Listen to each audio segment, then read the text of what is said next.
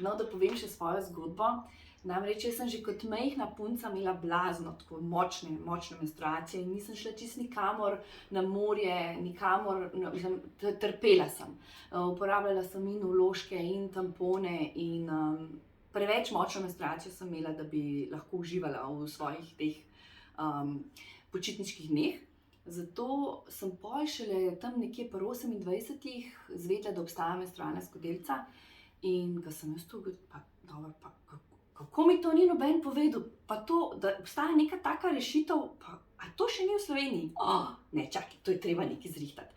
In smo dejansko uvozili menstrualno skodelico iz tujine, jo pripeljali v Slovenijo, in sicer jaz sem pa vseeno tako močno menstruacijo, da je bila ta majčkeno premajhna kapaciteta in potem smo se še s puncami malo pogovarjale, pa tako, da bi lahko še kaj izpopolnile. Potem smo govorili tudi s strokovnjaki, tako da sem potem naredila eno svojo skodelico, izpopolnjeno, Lalycup, tako da je bila v bistvu najprej narejena za moje potrebe in se je čisto super obnesla, tako da zdaj lahko ponudimo Lalycup tudi vam. Zelo smo veseli, če dobimo kakšen tak super zahvalni mail, recimo, kako so zadovoljne uporabnice in sploh težim k temu, da čim več ljudi izve za to, da to obstaja.